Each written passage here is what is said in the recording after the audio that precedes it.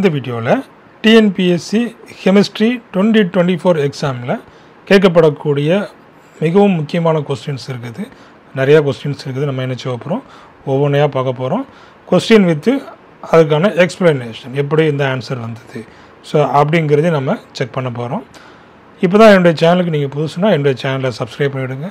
Chemistry சம்மந்தமான எல்லா நியூஸும் உங்களுக்கு உடனுக்குடன் வந்து சேரும். வாங்க இப்போ நம்ம ஒவ்வொரு கொஸ்டினாக பார்த்துடலாம். First question, how many signals you can get in C13 NMR for the following compound? என்ன கேட்டுக்கிறாங்க, how many signal, எத்தனை சிக்னல், அதுவும் இந்த C13 NMRல எந்த ஃபாலோயிங் காம்பவுண்டுக்கு எத்தனை சிக்னல் அப்படிங்கிறத கேட்டுக்கிறாங்க.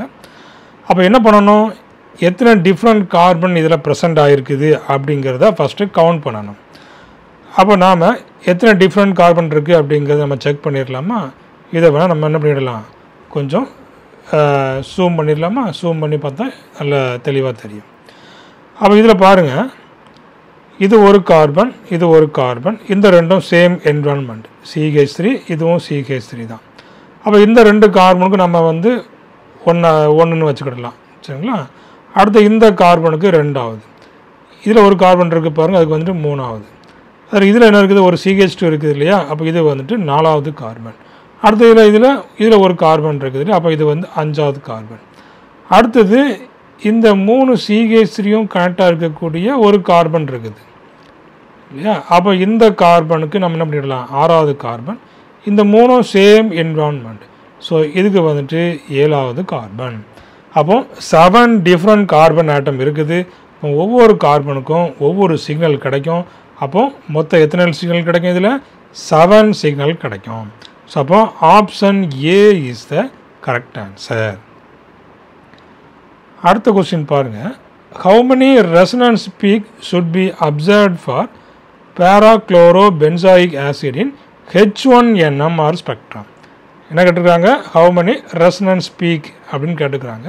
அதுவும் இந்த parachlorobenzoic acid. அப்போ பேராக்ளோரோனா என்ன இருக்கும், அப்போ பேரா பொசிஷனில் ஒரு குளோரின் இருக்கும், பென்சாயிக் ஆசிட், பேராக்ளோரோ பென்சாயிக் ஆசிட். அப்போ இதில் எத்தனை பீக் கிடைக்கும், எத்தனை சிக்னல் கிடைக்கும் அப்படிங்கிறத கேட்டுக்கிறாங்க. அப்போ அதுவும் H1 NMR.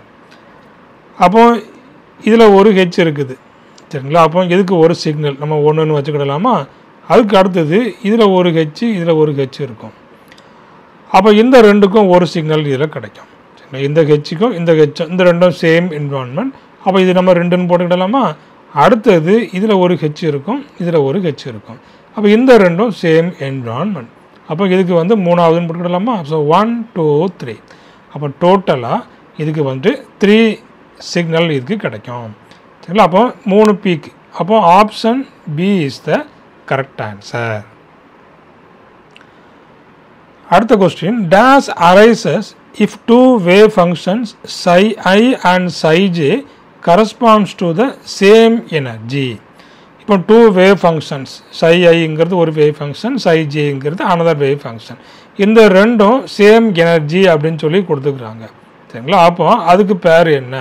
2 வேவ் ஃபங்க்ஷனும் சேம் எனர்ஜியாக இருந்துச்சுன்னா நம்ம என்ன சொல்லுவோம், அதை டீஜெனரசி ஸ்டேட் அப்படின்னு நம்ம சொல்லுவோம். அப்போ பாருங்க, normalization, hermitian, degeneracy, orthonormal set. அப்போ அதுக்கு பேர் என்ன, அப்போ டீஜெனரசி அப்படிங்கிறது கரெக்ட் ஆன்சர். அடுத்தது மேட்ச் த ஃபாலோயிங். அப்போ இதில் intensive property, extensive property, isolated system, isothermal system, isochoric system. அப்போ நீங்கள் இதை ஈஸியாக கண்டுபிடிச்சிடலாம் இல்லையா? அப்போ இன்டென்சிவ் ப்ராப்பர்ட்டின்னு என்ன, இன்டிபெண்ட் ஆன் த மாஸ், மாஸை டிபெண்ட் பண்ணி இல்லாதது. எக்ஸ்டென்சிவ்னா இந்த மாஸை டிபெண்ட் பண்ணி உள்ளது. அடுத்தது ஐசோலேட்டட் சிஸ்டம், அப்போ தனியாக எடுத்து வச்ச ஒரு சிஸ்டம் இல்லையா, ஐசோலேட் பண்ணி வச்ச ஒரு சிஸ்டம். அடுத்து ஐசோதெர்மல் சிஸ்டம், ஐசோதெர்மலில் டெம்பரேச்சர் கான்ஸ்டண்ட்டாக இருக்கும், அதை கண்டுபிடிச்சிடலாம். ஐசோகோரிக்னா வால்யூம் கான்ஸ்டண்ட்டாக இருக்கும், அதை வச்சு கண்டுபிடிச்சிடலாம். அப்போ பாருங்கள், நம்ம மேட்ச் பண்ணி கண்டுபிடிச்சிடலாம். இப்போ ஐசோகோரிக்னா எப்படி இருக்கும், வால்யூம் கான்ஸ்டன்ட். அதே போல் ஐசோதெர்மல்லாம் டெம்பரேச்சர் கான்ஸ்டண்ட்டாக இருக்கும், கண்டுபிடிச்சிடலாம் இல்லையா? அடுத்தது பாருங்கள், இந்த ஐசோலேட்டட் சிஸ்டம், அப்போது வாட்டர் இன் தெர்மோ ஃப்ளாஸ்க், அதானே? அப்போ அதை என்ன பண்ணிக்கிறோம், நம்ம ஐசோலேட் பண்ணி தனியாக வச்சுக்கிறோம். H2O in thermoflask. அடுத்தது என்ன? இந்த இன்டென்சிவ் ப்ராப்பர்ட்டி. அப்போ இன்டென்சிவ் ப்ராப்பர்ட்டி என்ன? இன்டிபெண்டன்ட், அப்போ viscosity independent of the mass. Extensive property அது என்ன? இந்த வால்யூம். இல்லை, அப்போ எந்த ஆப்ஷன் கரெக்டாக இருக்குது அப்படின்னு சொல்லி பாருங்கள். அப்போ ஏக்கு வந்துட்டு 1. அப்போ இதில் சி இல்லைன்னா டி, இந்த ரெண்டில் ஏதாவது ஒன்று கரெக்டாக இருக்கலாம். அடுத்து எக்ஸ்டென்சிவ் ப்ராப்பர்ட்டி வால்யூம், அதுவும் நமக்கு கரெக்டாக இருக்குது. 3 கொடுத்துக்கிறாங்க. அடுத்தது ஐசோலேட்டட் சிஸ்டம் H2O இன் தெர்மோஃப்ளாஸ்க். அப்போ பாருங்கள், அப்போ இதில் வந்து 5 இருக்குது, இங்கே வந்து 2 இருக்குது. அப்போ இது கிடையாது. அப்போ இதில் option C is the correct answer. அடுத்தது பாருங்கள், which one of the following law is used in simple harmonic oscillator? அப்போ வெரி சிம்பிள் கொஸ்டின். அப்போ சிம்பிள் ஹார்மோனிக் ஆசிலேட்டரில் என்ன லா யூஸ் பண்ணுறோம்? ராலி ஜீன்ஸ் லா, ஸ்லைட்டர்ஸ் லா, ஹூக்ஸ் லா, ஸ்னெல்ஸ் லா. அப்போ எல்லோரும் ஈஸியாக கண்டுபிடிச்சிடுவீங்க. நல்லா படித்தவங்களுக்கு தெரிஞ்சிடும் ஹூக்ஸ் லா அப்படிங்கிறது. அப்போ ஹூக்ஸ் லா வச்சு நமக்கு நிறைய கேல்குலேஷன்ஸ் போடுவோம், நிறைய விஷயங்கள் இதை வச்சு தான் நம்ம என்ன செய்வோம்? கண்டுபிடிப்போம். அப்போ option B is the correct answer. அடுத்தது பாருங்கள், நல்ல ஒரு கொஸ்டின் இருக்குது. Predict the appearance of high resolution NMR spectrum of propanoic acid. அப்போ இதில் என்னெல்லாம் கொடுத்துக்கிறாங்க பாருங்கள், சிங்லெட்டு, குவாட்ரெட்டு, ட்ரிப்ளெட்டு எல்லாமே கொடுத்துக்கிறாங்க. அப்போ high resolution NMR propanoic acid. அப்போ நம்ம ப்ரொப்பனாயிக் ஆசிட் எழுதிக்கிடலாமா? இப்போ CH3, அடுத்தது CH2, அடுத்தது COOH. இதான் என்ன? Propanoic acid. அப்போ இதுக்கு ஒவ்வொன்றுக்கும் இந்த del value, chemical shift value என்ன, அதே போல் சிங்லெட்டா, குவாட்ரட்டா, ட்ரிப்ளட்டா அப்படிங்கிறதையும் இதில் கொடுத்துக்கிறாங்க. சரி, அப்போ அதையே நம்ம வந்து செக் பண்ணிடலாம். அப்போ இதில் ஃபஸ்ட்டு வந்து சிங்லெட் யாருக்கு இருக்கும் அப்படின்னு பார்த்தீங்கன்னா, இந்த ஆசிடில் உள்ள ஹெச்சுக்கு சிங்லெட் தான் வரும். அடுத்தபடியாக இந்த CH2 இருக்குது பார்த்தீங்களா, இதுக்கு வந்துட்டு கண்டிப்பாக என்ன இருக்கும்? குவாட்ரெட் வரும். அடுத்தபடியாக எந்த CH3க்கு கண்டிப்பாக என்ன வரும்? இதில் என்ன இருக்குது? H2 இருக்குது இல்லையா, அப்போ கண்டிப்பாக என்ன வரும்? ட்ரிப்ளெட் வரும். அப்போ நமக்கு இதில் 3 கண்டுபிடிச்சாச்சு. சிங்லெட் 1, அடுத்தது என்ன வருது? குவாட்ரெட் 1, அடுத்தது இதில் வந்து ட்ரிப்ளெட். அப்போ இந்த 3ம் கண்டிப்பாக இதில் வரும். அதை வச்சு பாதி ஆன்சரை இதில் கண்டுபிடிச்சிடலாம். Singlet, quartet, triplet. அப்போ இதில் பாருங்கள், டபுளெட் 1 இருக்குது, இதுலேயும் டபுளெட் இருக்குது. கண்டிப்பாக சியும் டியும் இதில் வரவே வராது. அப்போ இதில் இந்த ஆசிடுக்கான கெமிக்கல் ஷிஃப்ட் வேல்யூ 10, அபவுட் 10 இல்லையா? அப்போ அபவுட் 10 உள்ளதை வச்சு ஈஸியாக கண்டுபிடிச்சிடலாம். அப்போ இதில் பாருங்கள், சிங்லெட்னு சொல்லிட்டோமா? அப்போ சிங்லெட்டுக்கு டெல் வேல்யூ கிரேட்டர் தேன் 11. அப்போ அதை வச்சே ஈஸியாக இதுதான் ஆன்சருங்கிறத கண்டுபிடிச்சிடலாம். அடுத்தது பாருங்கள், இந்த ட்ரிப்ளெட் யாருக்கு அப்படிங்கிறத பாருங்கள். CH3க்கு ட்ரிப்ளெட் தானே. அப்போ CH3 பக்கத்தில் CH2 இருக்கிறதுனால இதனுடைய வேல்யூ CH3க்கான அந்த del value, chemical shift value 0.9 தான் வரும். அப்போ பாருங்கள், ட்ரிப்ளெட்டுக்கு என்ன இருக்குது? Del is equal to 0.9. அதே போல் CH2, அப்போ CH2க்கு என்ன வருது பாருங்கள்? 2.2 வருது. குவாட்ரெட்னு சொன்னோமா? அப்போ அதுக்கு வந்துட்டு 2.2. அப்போ CH3க்கு 0.9னா CH2க்கு எவ்வளோ வரும்? இந்த 1.3 சம்திங் வரும். இல்லை 1.3, அதுக்கப்புறமா எக்ஸ்ட்ரா 1 ஆட் பண்ணுறோம். பக்கத்தில் நமக்கு என்ன இருக்குது? இந்த ஆசிட் குரூப் இருக்கு இல்லையா, அதுக்கு 1 நம்ம இதில் ஆட் பண்ணுறோம். அப்போ அப்ராக்சிமேட்டாக என்ன வருது? 2.2 அந்த பக்கத்தில் வருது. அப்போ option A is the correct answer. அப்போ இப்படி என்ன பண்ணிக்கிடலாம்? இதை ஈஸியாக சிம்பிளாக கண்டுபிடிச்சிடலாம். அடுத்தது, which of the following ion has maximum number of unpaired electrons? அப்போ இதில் வந்துட்டு maximum number of unpaired electrons இருக்குது அப்படிங்கிறத கேட்டுக்கிறாங்க. அதுக்கப்புறம் பாருங்கள், இதில் Mg2+ இருக்குது. Mg2+ல் வந்துட்டு unpaired electrons கண்டிப்பாக அங்கே இருக்காது, எல்லாமே ஃபுல்லாக இருக்கும். அதே போல் V3+, இப்போ ஸ்காண்டியம், டைட்டேனியம், வனேடியம். அப்போ என்ன வரும்? 23 வருமா? அப்போது 3d3s2 நமக்கு வரும். அப்போ இதில் 3 எலக்ட்ரான்ஸ் போயிட்டு, அப்போ இதில் ஒரு 2 எலக்ட்ரான் போயிடும், இதில் ஒரு எலக்ட்ரான் போயிடும். அப்போ D2 தான் இருக்கும். 2 எலக்ட்ரான்ஸ் தான் இருக்கும். இந்த V3க்கு 2 எலக்ட்ரான் இருக்குது. அடுத்தது இந்த டைட்டேனியம் 3+. அப்போ டைட்டேனியம் 3+க்கு பார்த்தீங்கன்னா ஸ்காண்டியம், டைட்டேனியம். அப்போ அங்கே என்ன இருக்கும்? 3d2s2 4s2. அப்போ 3 ப்ளஸ் போயிட்டுனா இதில் ஒரு 2 இதில் 1, அப்போ ஒரே ஒரு எலக்ட்ரான் தான் இதில் இருக்கும். அடுத்தது Fe2+. இப்போ Fe2+க்கு என்ன வரும் பாருங்கள், D6s2, D6s2. அப்போ அதில் 2 எலக்ட்ரான் போயிட்டுன்னு வைங்க. அப்போது இந்த D ஆர்பிட்டலில் எத்தனை எலக்ட்ரான்ஸ் இருக்குது அப்படிங்கிறத செக் பண்ணுங்கள். அப்போது ஃபஸ்ட்டு D ஆர்பிட்டலை ட்ரா பண்ணிக்கிடுங்க. 1 2 3 4 5, அடுத்தது 6. அப்போ இதில் எத்தனை எலக்ட்ரான் இருக்குது பாருங்கள், 4 அன்பேர்டு எலக்ட்ரான்ஸ் இருக்குது.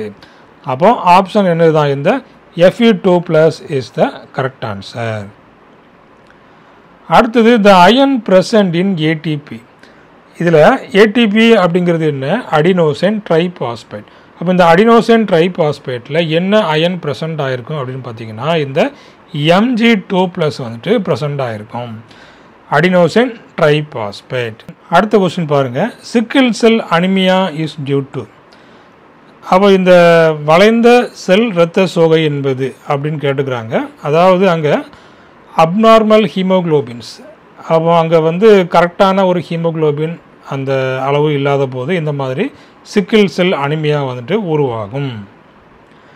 ஆக்சிமயோக்ளோபின் கலர் இஸ், ஆக்சிமயோக்ளோபினுடைய கலர் என்ன அப்படின்னு கேட்டுக்கிறாங்க. அப்போ அங்கே ஆக்சிஜன் இருக்குது, அதை நம்ம என்ன சொல்கிறோம், ஆக்சிமயோக்ளோபின் சொல்கிறோம்.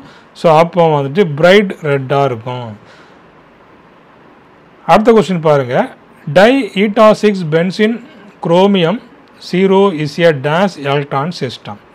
அப்போ இதில் என்ன கேட்டுக்கிறாங்க, இது வந்துட்டு ஒரு சாண்ட்விச் காம்பவுண்ட் இல்லையா. அப்போ என்ன, ஒரு குரோமியம் இருக்குது, ஸோ மேலே ஒரு பென்சின் இருக்குது, மேலே ஒரு பென்சின், கீழே ஒரு பென்சின் இருக்குது. ஏன்னா ஈட்டா6ன்னு கொடுத்தாங்க இல்லையா. அப்போது இது வந்து எத்தனை எலக்ட்ரான் சிஸ்டம் அப்படின்னு சொல்லி கேட்டுக்கிறாங்க. அப்போ இதில் ஈட்டா6னா என்ன, ஈட்டா6னா 6 எலக்ட்ரான்ஸ் பார்ட்டிசிபேட் ஆகும். இங்கேயும் அதே போல் ஒரு 6 எலக்ட்ரான்ஸ் பார்ட்டிசிபேட் ஆகும். இப்போ குரோமியத்தினுடைய வேலன்ஸ் எலக்ட்ரான் D4s2 இல்லையா, D4s2. அப்போ அங்கேயும் 6 எலக்ட்ரான்ஸ் இருக்குதா. ஸோ அப்போ 6 + 6 + 6 என்ன வந்துடுது, 18 எலக்ட்ரான்ஸ் வந்துடுது. ஸோ அப்போ option D is the correct answer. அடுத்தது the water solubility of dyes can be increased by introducing. இப்போ டைஸினுடைய வாட்டர் சாலிபிலிட்டி இன்க்ரீஸ் பண்ணணும் அப்படின்னா என்ன குரூப் இன்ட்ரடியூஸ் பண்ணணும், COH acid group, alcohol group and SO3Na. So மூணுமே என்ன செய்யும், டைஸினுடைய வாட்டர் சாலிபிலிட்டியை இன்க்ரீஸ் பண்ணோம். அடுத்த question, the number of signal shown by ethane in NMR spectra. அப்போ ஈத்தேன்னா எப்படி இருக்கணும், மீத்தேன் ஈத்தேன். அப்போ CH3 CH3 இதை நம்ம என்ன சொல்லுவோம், ஈத்தேன் அப்படின்னு சொல்லுவோம். அப்போது எத்தனை சிக்னல்ஸ்ன்னு சொல்லி கேட்டுக்கிறாங்க. அப்போது ரெண்டுமே என்னது தான், சேம் என்வாரன்மெண்டில் தான் இருக்குது. அப்போ ரெண்டுக்கும் சேர்த்து ஒரே ஒரு சிக்னல் தான் அங்கே கிடைக்கும். அப்போ option 1 is the correct answer. இந்த வீடியோவில் முக்கியமான பாயிண்ட்ஸ் வந்துட்டு நிறைய லேர்ன் பண்ணியிருப்பீங்க. இதே போல் அடுத்த வீடியோவில் நம்ம நிறைய முக்கியமான பாயிண்ட்ஸ் நம்ம வந்து பார்க்க போகிறோம். ஓகே, தேங்க்யூ, தேங்க்ஸ் ஃபார் வாட்சிங். இப்போ தான் என்னோடய சேனலுக்கு புதுசுன்னா என்னோடய சேனலையும் சப்ஸ்கிரைப் பண்ணிக்கிடுங்க. இதே போல் உங்களுக்கு கொஸ்டின் டிஸ்கஷன் நிறையா வீடியோஸ் போட்டுக்கிறேன், நிறையா கொஸ்டின்ஸ் இருக்குது, அதுக்கான ஆன்சர் இருக்குது. இல்லை அதே போல் இந்த டிஎன்பிஎஸ்சி எக்ஸாமுக்காக நம்ம இந்த டெஸ்ட் பேட்சும் கண்டக்ட் பண்ணிகிட்ருக்குறோம். ஸோ அப்போ அந்த டெஸ்ட் பேட்சில் சேரணும் அப்படின்னாலும் நீங்கள் அந்த டெஸ்ட் பேட்சில் நீங்கள் ஜாயின் பண்ணிக்கிடலாம். உங்களுக்கு ரொம்பவே யூஸ்ஃபுல்லாக இருக்கும். அதாவது அந்த டெஸ்ட் பேட்ச் மூலமாக நீங்கள் என்ன பண்ணிடலாம், நிறையா கான்செப்டை நீங்கள் லேர்ன் பண்ண முடியும். தேங்க்யூ, தேங்க்ஸ் ஃபார் வாட்சிங்.